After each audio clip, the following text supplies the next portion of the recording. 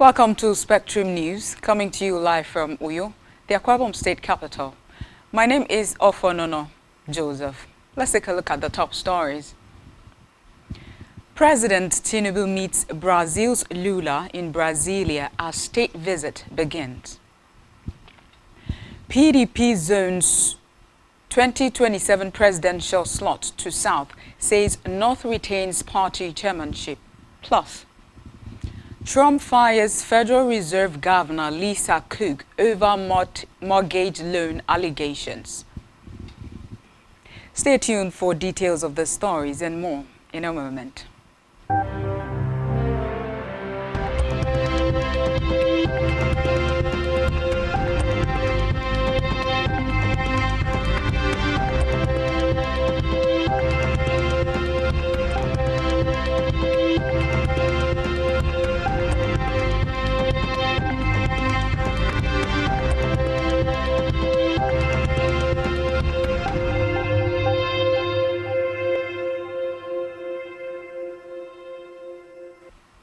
A beautiful morning to you. Glad to have you join us on the news this morning. We begin the news this morning from the national scene, where President Luiz Inácio Lula da Silva of Brazil has received President Bola Ahmed Tinubu at the Planalto Palace, Brasilia, with a full military honors parade to formally welcome him on his first official state visit to the South American country. The colorful ceremony held in front of Brazil's seat of power signaled the beginning of high-level engagement between the two leaders, aimed at strengthening bilateral ties and opening fresh areas of cooperation. President Tinubu, who arrived in Brasilia on Sunday, is on a multi-day state visit at the invitation of President Lula. Meanwhile, Nigeria has signed a bilateral air service agreement, BASA, with Brazil to deepen economic, cultural and diplomatic ties between the two countries. The Special Advisor on Media and Communications to the Minister of Aviation and Aerospace Development, Tunde Moshood, disclosed this in a statement on Monday. He said the signing ceremony took place during President Bola Tinubu's two-day visit to Brazil, adding that Tinubu, who led a delegation comprising senior cabinet members, was received by Brazilian President Luiz Inácio Lula da Silva.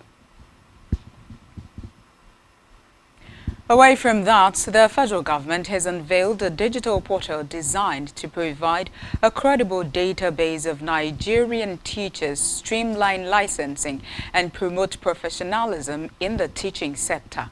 The portal was launched in Abuja by the Teachers Registration Council of Nigeria in partnership with the United Kingdom funded Partnership for Learning for All in Nigerian program. Speaking at the event, the Minister of State for Education, Professor Suwaiba Ahmed, made the initiative marked a new chapter for teacher management in the country. Meanwhile, the Federal Ministry of Environment's National Flood Early Warning Center has placed 9 northern states on red alert over possible flooding between August 25 and 29, 2025. The warning contained in a circular signed by Usman Abdullahi Bukani, Director of the Erosion, Flood and Coastal Zone Management Department, cautioned that certain northern states are likely to experience heavy rainfall that could trigger flooding. The circular listed Bauchi, Gombe, Jigawa, Kana, Sokoto, Zamfara and Borno among the states at risk, urging stakeholders to remain vigilant and report any emerging incidents. In politics, ahead of the 2027 polls, the People's Democratic Party, PDP, has zoned the party's presidential slot to the southern part of the country. The party also insisted that the chairmanship position would be retained by a northerner. This decision was reached as party leaders held their National Executive Council NEC meeting in Abuja. The NEC also affirmed Umar Damagum as its national chairman. Recall that Damagum emerged as acting national chairman in March 2023 after the suspension of a former national chairman, Senator Iyorchia Ayu, a decision later upheld by a court. Before his appointment, Damagum was the PDP National Deputy Chairman, North. Back here, the Akwa Ibom State government has revoked all land allocation made between May 29, 2023 and August 25, 2025, including government-acquired lands. In a statement, the Attorney General and Commissioner for Justice Ukoesian Udom SAN explained that the action is to enable the revalidation of all land allocations and migration to the new digital Akwa GIS platform.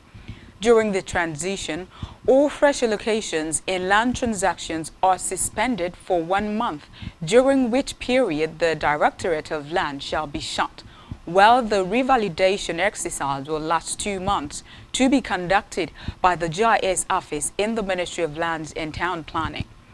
Meanwhile, the government has warned that any land allocation or interest not revalidated within this period will be declared invalid. Meanwhile, Akwa Ibom State Governor Pastor Omoyeno has approved a reshuffle of portfolios in the State Executive Council in line with his administration's Arise agenda. According to a statement signed by the Secretary to the State Government, Prince Enobongwa, the reshuffle affects 2 commissioners by the directive. Captain Inyobong Ekong retired, who was previously the Commissioner for Lands and Town Planning, while will now serve as the Commissioner for Trade and Investment. On the other hand, Dr. Ubong Iyang, who was in charge of the Ministry of Trade and Investment, has been redeployed to the Ministry of Lands and Town Planning. The statement further noted that the reshuffle takes immediate effect.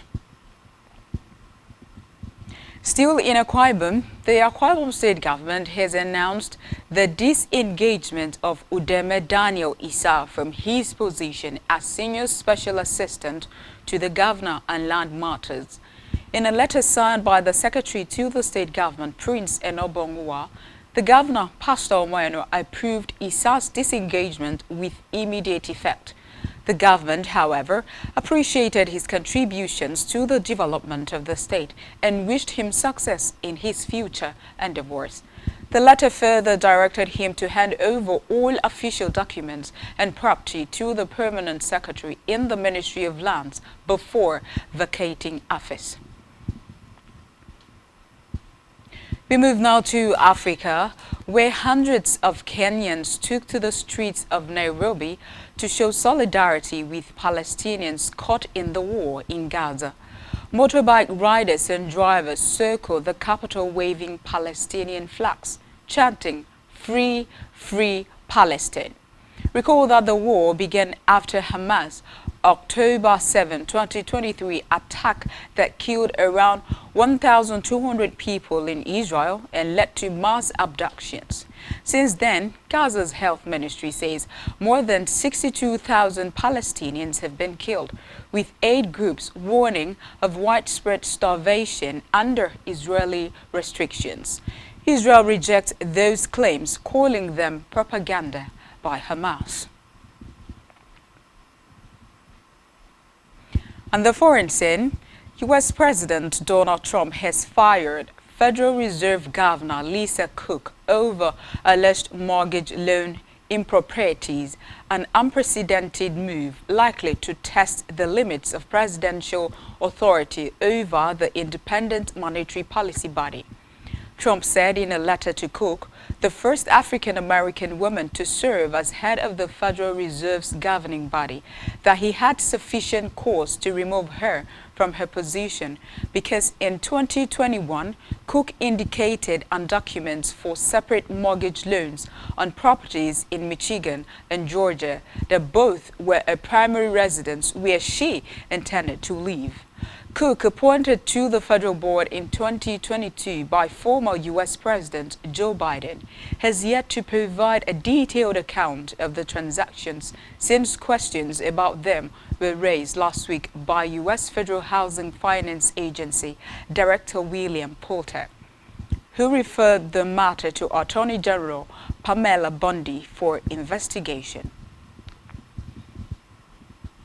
Still on the foreign scene, Australia's government today announced the expulsion of Iran's ambassador, accusing Tehran of orchestrating anti-Semitic attacks in Melbourne and Sydney. Prime Minister Anthony Albanese cited intelligence services' deeply disturbing conclusion that Iran was behind at least 2 such incidents. It is the first time Australia has expelled an ambassador since World War II. According to the Prime Minister, who told a news conference, Tehran was behind a fire attack on a kosher cave and Lewis Continental Cafe in Sydney's Bondi suburb in October 2024.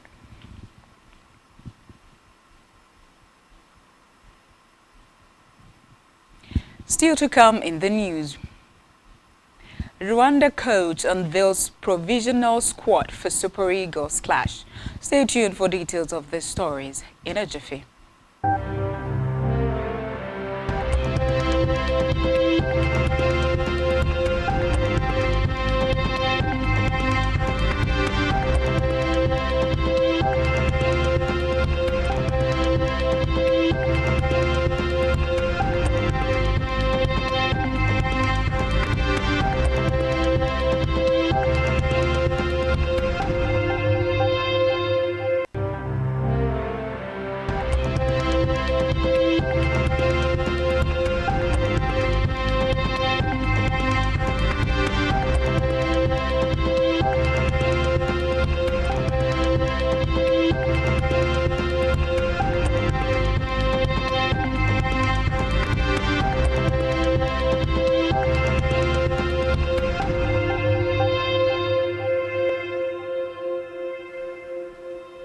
Welcome back. Many thanks for staying tuned. Now we conclude the rest of our news stories.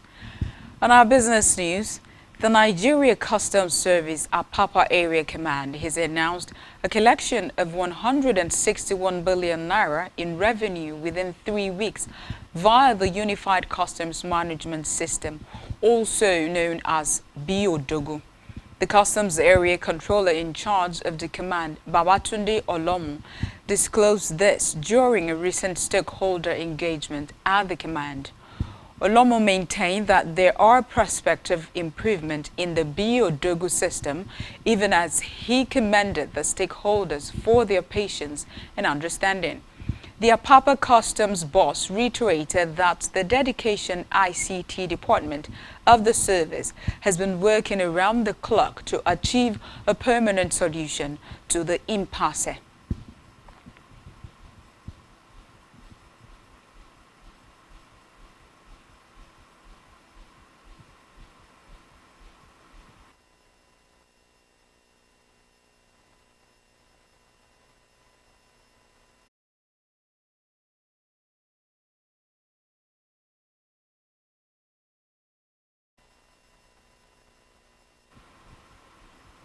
We move over to health, where the Nigerian Medical Association Lagos State chapter has condemned the continued denial of call duty meals to doctors and overnight and emergency shift at the Lagos University Teaching Hospital, Idi Araba, describing the situation as inhumane and unacceptable.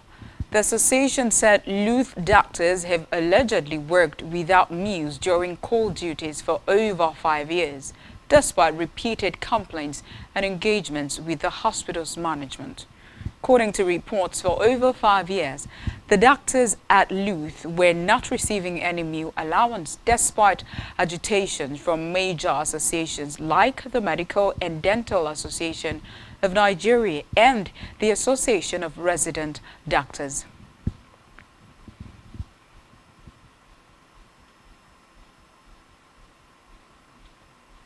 In the world of sports, Rwanda head coach Adel Amrouche has named a 27-man provisional squad for his side's 2026 FIFA World Cup qualifiers against Nigeria and Zimbabwe. Regulars Fabrice Ntwari, Innocent Nshuti, Ange Motsinze, and Captain Bizimana Jihad are among those included in the squad. The list consists of 3 goalkeepers, 9 defenders, 6 midfielders and 9 strikers. Average will trim the squad before the team's departure to Nigeria on Wednesday, September 3. The Amavubi will face Nigeria in a March Day 7 clash at the Godswill Akpabio International Stadium, Uyo, on Saturday, September 6.